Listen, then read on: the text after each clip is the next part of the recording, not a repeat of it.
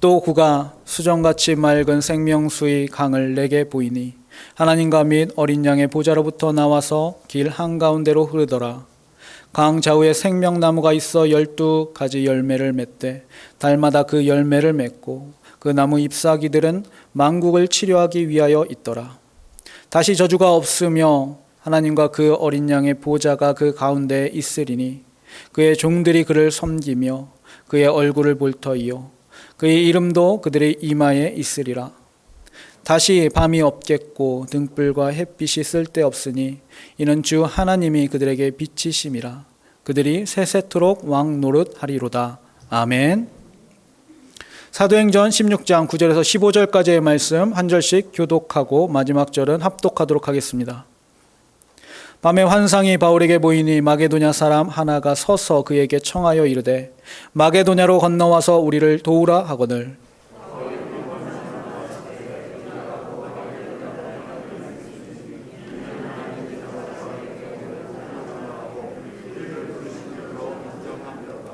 우리가 드로아에서 배를 타고 사모드레게로 직항하여 이튿날 네아폴리로 가고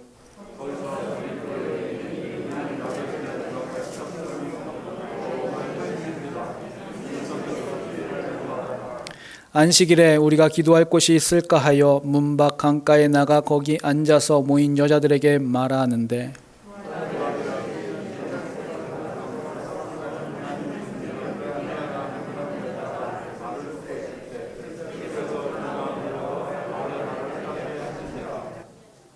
그와 그 집이 다 세례를 받고 우리에게 청하여 이르되 만일 나를 주 믿는 자로 알거든 내 집에 들어와 유하라 하고 강권하여 머물게 하니라. 아멘. 우리 한 가지 이야기로 오늘 설교를 시작하려고 합니다. 한 남자가 소개팅을 했습니다. 보통 소개팅을 하면 여자분들이 좋아하는 파스타를 먹으러 가는데 이 남자가 알아보니 스테이크를 사주면 소개팅에서 성공할 확률이 높다고 들어서 스테이크를 먹으러 갔습니다. 분위기 좋은 레스토랑에서 스테이크를 주문했습니다. 그 레스토랑이 참 좋았습니다. 고상한 인테리어와 함께 흘러나오는 노래도 너무나 듣기 좋았습니다. 모차르트의 곡이 쫙 깔리면서 더 그 분위기를 아주 좋게 만들었습니다. 함께 간 여자가 흘러나오는 곡이 잘 생각이 나지 않아서 남자에게 물어봤습니다. 이 곡은 무슨 곡인가요? 남자가 이렇게 대답했습니다. 이 곡이는 소고기 안심입니다. 지금 남자의 눈에는 고기밖에 눈에 들어오지 않는 것이지요. 우리는 종종 우리가 정말로 관심을 가져야 할 것들을 놓고 다른 것을 마음에 품고 살아가기도 합니다. 이 남자가 관심을 가져야 될 대상은 바로 눈앞에 있는 이 여자인데 엉뚱하게도 자신이 비싼 돈을 지불하는 것이 아까워서인지 이 고기를 머릿속에 관심을 갖고 있었던 것이지요. 오늘 본문의 말씀은 우리가 수도 없이 많이 들으셨을 본문의 말씀입니다. 우리 이 본문을 통해서 우리가 집중해야 할 것이 무엇인지 다시 기억하기 원합니다. 또 무엇보다도 우리에게 와서 도우라고 하신 그 말씀으로 다시 한번 우리의 마음이 뜨거워지며 우리의 사명이 기억나고 우리가 해야 할 행동들을 이 땅에서 실천해 나가시는 우리 성도님들 되시기를 바랍니다. 주님께서 우리에게 여러 가지 명령을 하셨습니다. 그 명령 가운데 우리에게 정말로 중요하다고 말씀하신 명령이 있습니다. 특별히 교회에게 주신 명령이 있습니다. 그것은 마태복음 28장 19절 20절의 말씀입니다. 그러므로 너희는 가서 모든 민족을 제자로 삼아 아버지와 아들과 성령의 이름으로 세례를 베풀고 내가 너희에게 분부한 모든 것을 가르쳐 지키게 하라. 볼지어다 내가 세상 끝날까지 너희와 항상 함께 있으리라 하시니라. 주님께서 승천하시기 전에 지상 대명령이라고 불리는 말씀입니다. 이 말씀은 5개의 동사로 구성되어 있는데 가라, 세례를 베풀라, 말씀을 가르쳐라, 말씀을 지키게 하라, 제자로 삼아라, 이렇게 5가지로 우리는 생각할 수 있습니다. 이것이 주님께서 우리에게 주신 명령입니다. 그리고 이 자리에 계신 우리 모든 성도님들께서는 이 명령에 대해서 다 아시리라 생각합니다. 몇 해 전에 서울 남년회에서 남년회 청년들을 대상으로 설문조사를 한 적이 있습니다. 그 설문조사의 방법이나 문항이나 표본을 정함에 있어서 부족한 부분들이 보였던 조사이지만 그 중에 제 눈길을 끄는 항목이 있었습니다. 그 항목은 이렇습니다. 우리는 복음을 전해야 하는가? 보기가 5개 있습니다. 1번 매우 그렇다, 2번 그렇다, 3번 보통이다, 4번 필요 없다, 5번 전혀 필요 없다. 제가 놀랐던 것은 80~90%의 청년들이 대부분 1번과 2번을 선택했다는 것입니다. 우리 청년들이 다 알고 있구나.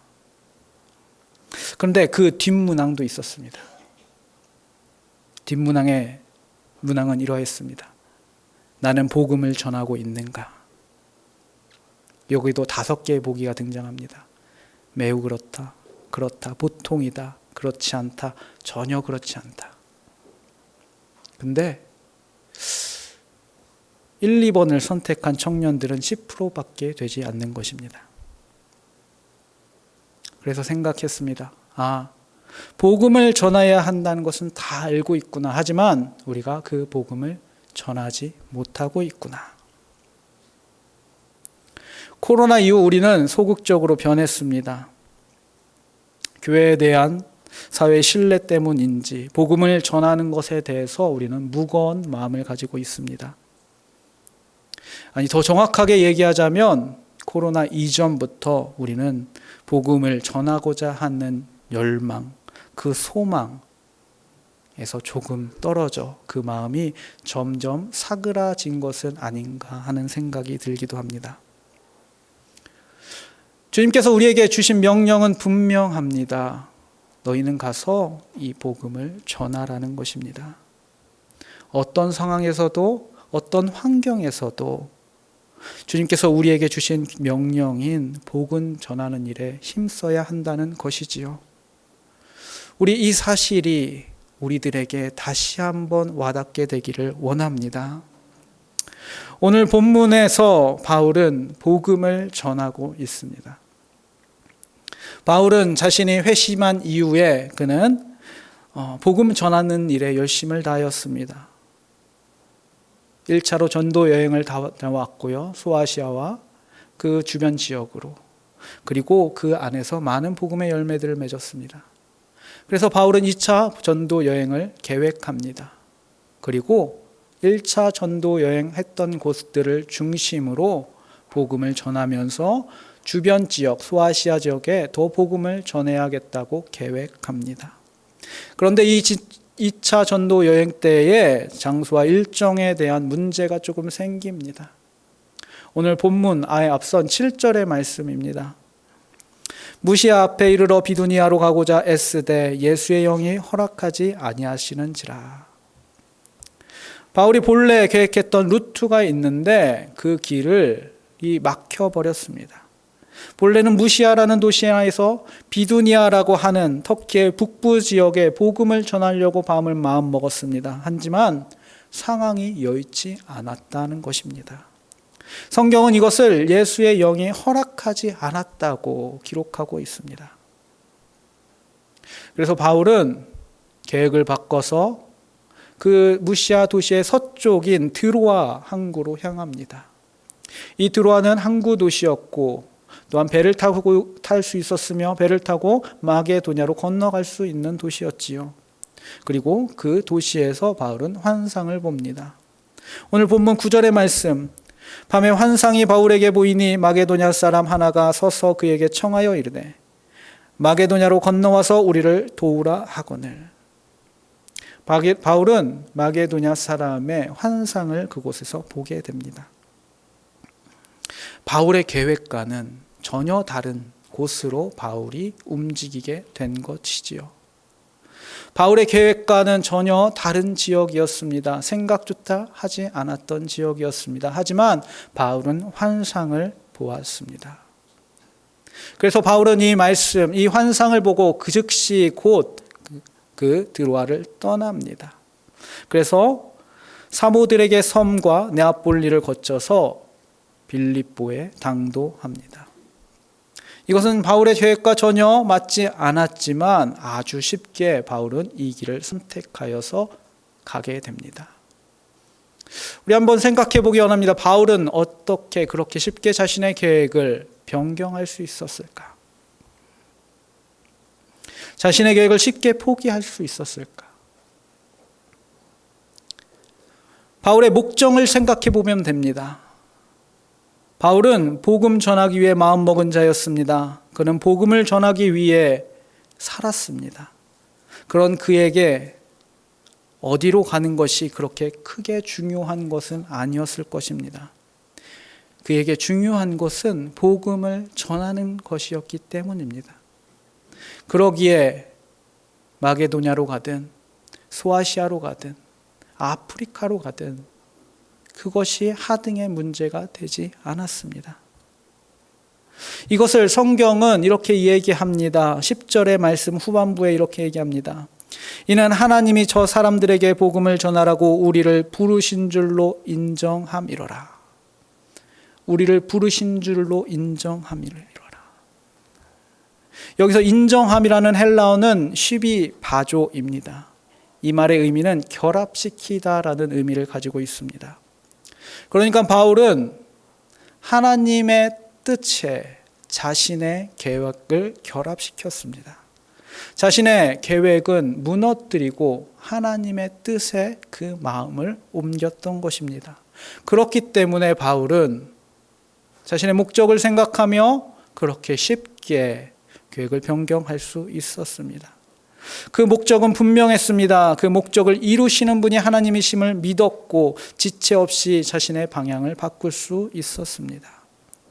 그리고 이러한 바울의 모습은 복음을 전할 때뿐만이 아니라 우리의 삶에서도 쉽게 적용해 볼 수 있습니다. 우리의 살아가는 목적이 분명하면 우리는 우리의 생각을 바꾸고 우리의 계획을 바꾸는 것에 두렵거나 어려워하지 않을 수 있습니다. 우리는 이야기합니다. 하나님의 영광을 위해서 살아간다고. 하나님의 기쁨이 되기 위해서 살아간다고 이야기합니다.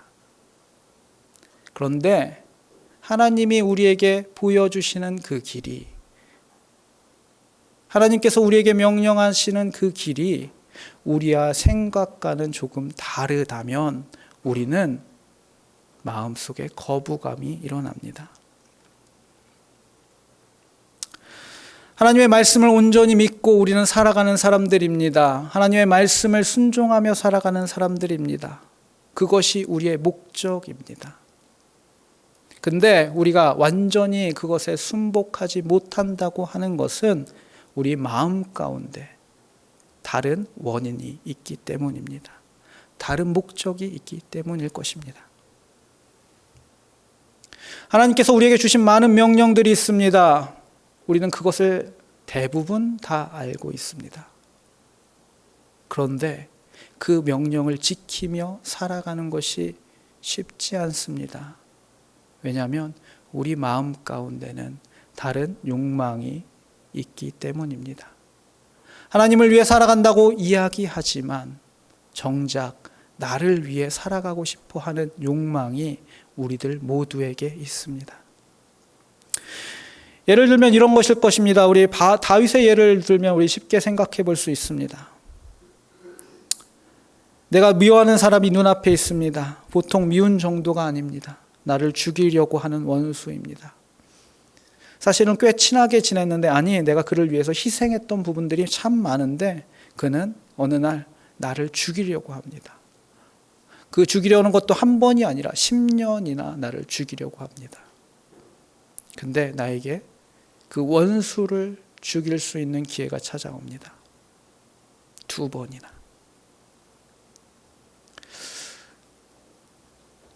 그곳에서 다윗은 그 사울을 죽이지 않습니다. 그가 사울을 죽이지 않은 이유는 당연합니다. 너무 당연합니다. 왜냐하면 다윗은 하나님을 위해 살았기 때문입니다. 하나님의 뜻에 순종하는 것이 다윗의 목적이었기 때문입니다. 그러기에 그는 그곳에서 자신의 마음과는 상관없이 그 사람을 놓아줄 수 있었습니다.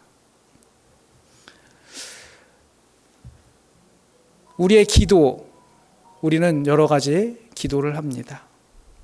우리 기도하는 이유에 대해서 이렇게 얘기합니다. 우리가 기도하는 이유는 내 뜻이 아니라 하나님의 뜻을 받아들여 순종하기 위함이라고. 우리의 많은 기도 제목들이 있습니다. 그 많은 기도의 제목들은 내 뜻을 구하기 위함이 아니라 하나님의 뜻을 구하기 위함인 줄 우리는 믿습니다. 하나님께서 우리에게 주신 여러 가지 말씀과 명령들이 있습니다. 우리가 하나님의 말씀을 모르는 것이 아니라 그 말씀에 순종하지 않고 살아갈 뿐입니다. 하나님을 위해 살아야 한다고 고백하지만 우리의 마음은 나를 위해 살고 싶어 합니다. 그러기에 우리는 기도함으로 하나님의 말씀대로 살아가려고 노력하는 것입니다. 그리고 우리가 기도하며 하나님 앞에 나아갈 때에 하나님께서는 우리를 도우시는 줄 믿습니다. 하나님께서는 하나님의 그 명시적으로 주신 그 말씀에 순종할 수 있는 힘과 능력을 허락하십니다. 하나님의 뜻에 따라 살 수 있게 우리를 이끄십니다. 오늘 본문에 복음을 전하는 것도 마찬가지이지요. 우리가 복음을 전하려고 마음 먹는다면 우리의 방법이 서툴거나 우리의 생각이 짧을 수도 있고 우리의 상황이 여의치도 않을 수 있습니다. 하지만 하나님께서는 우리가 그렇게 마음 먹고 하나님 말씀에 순종하려 할 때에 우리에게 새로운 길을 허락하시고 또한 우리가 그 복음을 전할 수 있도록 힘을 더하여 주실 줄 믿습니다. 그러기에 우리가 복음을 전하는 삶, 우리 마음속에 품고 살아가시기를 소망합니다. 우리는 구원을 받고 그 구원의 기쁨을 누리며 살아가며 그 기쁨을 온 세상에 전하는 사명을 받은 자들입니다. 종에게는 주인의 말에 순종하는 것밖에 다른 목적이 없습니다. 복음을 전하는 것, 하나님의 말씀을 잘 가르치고 그 말씀을 따라 함께 살아가는 것이 주님께서 우리에게 명령하신 명령입니다. 그러기에 그 복음을 전하는 일에 늘 힘쓸 수 있는 우리 성도님들 되시기를 축복합니다. 하나님은 복음을 전할 때 이렇게 바울을 이끄셨습니다. 바울의 계획이 아니라 하나님의 뜻대로 이끄셨습니다. 그리고 하나님은 그렇게 인도하실 뿐 아니라 하나님은 준비하시는 분이십니다. 바울은 빌립보에 당도합니다. 그 빌립보에서 바울은 한 사람을 만나게 됩니다. 그곳에서 만난 그 여인에게 복음을 전하고 그리고 그가 바울의 동역자가 됩니다. 하나님께서 미리 준비하신 것이지요.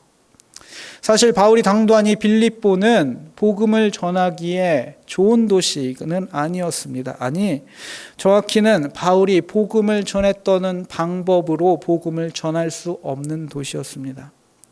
13절에 보면 바울이 이렇게 13절에 보면 이렇게 기록하고 있습니다. 안식일에 우리가 기도할 것이 있을까 하여 문 밖 강가에 나가 거기 앉아서 모인 여자들에게 말하는데, 바울은 지금 강가에 나와서 기도할 곳을 찾았다고 이야기합니다. 왜냐하면 그 빌립보라는 도시에는 유대인의 회당이 없었기 때문입니다. 이전까지 바울은 유대인의 회당을 찾아서 그곳에서 복음을 전했습니다. 유대인들은 10명 이상이 되면 자신들이 사는 동시에 이 회당을 만들고 그곳에서 하나님의 율법을 가르치고 배우는 일들을 했습니다. 매 안식일마다. 그래서 바울은 그곳에 찾아가서 그곳에서 복음을 전했습니다. 근데 그 이 빌립보라는 곳은 복음을 전하기에 바울이 여태까지 했던 방법으로는 복음을 전할 수 없는 곳이었기 때문 없는 곳이라는 것입니다. 그래서 바울은 서성이며 어떻게 해야 되나 기도했습니다. 그런데 그곳에서 하나님께서 준비하신 사람을 만납니다. 그 사람의 이름은 루디아입니다. 루디아는 그곳에 장사를 위해 머물고 있었고 바울의 말씀을 듣고 예수님을 받아들입니다. 그리고 바울은 그 루디아의 집에 머물면서 그 집에 복음을 전하고 그리고 그 지역에 복음을 전하는 일들을 합니다. 하나님께서는 이끄시고 미리 준비하십니다. 루디아를 준비하셨습니다. 그 상황이 여의치 않고 바울의 생각대로 되지 않는 그 도시에서, 바울이 계획한 대로 되지 않는 그 도시에서 하나님이 준비하신 방법과 길이 있었다는 것입니다. 특별히 이 루디아는 자색 옷감 장수라고 이야기합니다. 자색은 보라색, 자주색을 의미하는데요. 이 자주색은 상위 3% 상류층만을 위한 색깔이라고 말합니다. 복잡한 공정을 거쳐야 했기 때문에 비싼 가격을 매길 수밖에 없었습니다. 그러기에 이 자색 옷을 입을 수 있는 사람들은 왕족이나 귀족밖에 없었습니다. 성경에도 이 자색 옷은 귀족이나 부자 또 왕들만 입었다고 등장합니다. 두아디라 성 출신의 자색 옷감 장수인 루디아는 빌립보에서 아마 큰 사업을 하는 사업가였던 것이었지요. 당연히 그가 상대하던 고객들은 상류층에 속한 사람들이 많았을 것이고, 바울은 이 루디아를 통해 그가 생각지도 못한 곳에 복음을 전할 수 있었습니다. 우리가 계획하고 우리가 생각한 대로 이루어지는 것이 가장 좋다고 생각합니다. 하지만 하나님은 언제나 그렇게 역사하시지 않습니다. 하나님께서 인도하시는 방향이 있고 하나님께서 인도하시며 준비하신 방법이 있는 것입니다.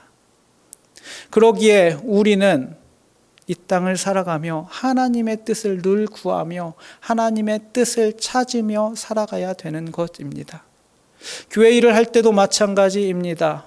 교회 일을 할 때도 우리는 하나님의 뜻을 구하며 하나님의 방법대로 일을 하기에 힘써야 할 것입니다. 그리고 그 하나님의 명령을 우리는 잊지 말아야 합니다. 하나님은 미리 준비하는 분이셨습니다. 아브라함이 모리아 산에 올라가서 이삭을 바치려고 했을 때 미리 양을 준비하신 분이셨습니다. 우리가 보이지 않을 때 하나님은 우리의 길을 미리 준비하십니다. 그리고 우리 교회 가운데도 그러시는 줄 믿습니다. 하나님께서는 이 어려운 세상, 코로나로 인해서 정말로 복음이 전해지지 않을 것 같은 이 땅 가운데도 하나님의 놀라운 방법을 가지고 계신 줄 믿습니다.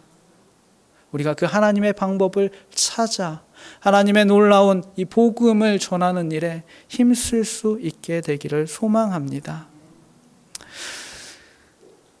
우리가 교회의 본질을 이야기하면서 복음을 전하는 것을 이야기하면서 자주 인용되던 예화가 하나 있습니다. 데오돌레 위텔 목사님이 사용하던 인명구조 분부에 관한 이야기입니다. 그 이야기는 이렇습니다. 파선 사고가 자주 일어나는 어두 위험한 해안에 볼품없는 인명구조 분부가 있었습니다. 건물이라고는 초라한 오두막 한 개뿐이었고 구명 보트도 낡은 것 하나뿐이었습니다. 그런데 헌신적인 구조대원 몇 명이 끊임없이 바다를 지켰고 험한 바닷속에서 많은 사람들의 생명을 구했습니다. 그래서 이 구조본부는 점차 유명해졌습니다. 구조된 사람들 중에서 그리고 주변 사람들 가운데서도 자발적으로 구조대원이 되겠다고 봉사하겠다고 나선 사람들도 많았습니다. 그리고 돈으로 후원하는 사람들도 점점 많아졌습니다. 그래서 이 구조본부는 구명보트도 새로 구입하고 구조대원들도 더 훈련시키는 등 이 구조본부의 몸집을 점점 키워갔습니다. 사람들이 많아지고 기구가 커지자 새로 가입한 회원들 중에 어떤 사람들은 이 볼품 없는 낡은 건물과 시설에 대해서 불만을 토로하기 시작했습니다. 구조된 사람들의 임시 피난처가 되어야 되는 이곳이 좀 더 편안한 시설이 되어야 한다고 이야기했습니다. 그래서 비상용 간이 침대를 좀 더 훌륭하고 편안한 침대로 바꾸었고 건물도 좀 더 확장하고 보수하여서 더 좋은 공간을 만들었습니다. 그리고 구조대원들이 대기하는 시간에 즐겁게 보내기 위해서 간단한 오락기구, 운동기구, 장기와 바둑과 같은 시설도 갖추었습니다. 이렇게 되자 이 구조본부는 회원들을 위한 회합 장소가 되어버렸습니다. 그곳이 일종의 사교클럽이 되어버린 것이지요. 이런 변화와 함께 회원들은 인명을 구조하는 본연의 임무를 위해 바다를 나가는 일에 관심을 잃게 되었습니다. 그래서 그 일들을 감당할 새로운 대원들을 채용합니다.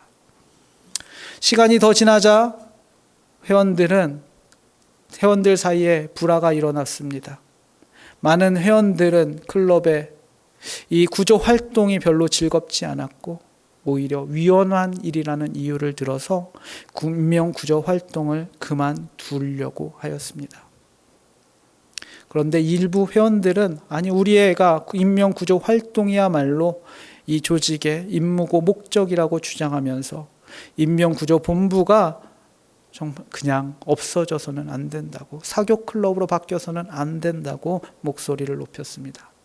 하지만 이들의 목소리는 다수결에 의해서 묵살당했고 그들은 따로 떨어져 나가서 생명을 구하는 일을 해야겠다고 마음먹었습니다. 그래서 그 구조본부에서 나와서 더 아래쪽 해안에 구조본부를 다시 세웁니다. 그리고 그곳에서 인명을 구하는 일들을 계속하였습니다. 근데 이 구조본부에도 문제가 생겼습니다. 이 구조본부도 점점 커져감에 따라 이전에 겪었던 일들을 동일하게 겪는 것입니다. 그래서 점점 더 새로운 구조본부들이 더 해안에 늘어나게 되었습니다. 그 바다에서는 여전히 파손 사고가 자주 일어나고 있었지만 수많은 사람들은 구조당하지 못한 채 죽어가고 있다는 이야기입니다. 우리 성도님들, 우리 교회의 목적은 분명합니다. 그것은 복음을 전하는 일입니다. 그것에 우리의 마음을 잃지 않으시기를 소망합니다. 그것이 우리의 사명이 되며 우리의 목적이 되어야 하는 일입니다. 특별히 오늘은 웨슬리 회심주일입니다. 웨슬리 목사님이 회심한 이후에 수많은 사람들이 웨슬리 목사님을 통하여서 복음을 들었습니다.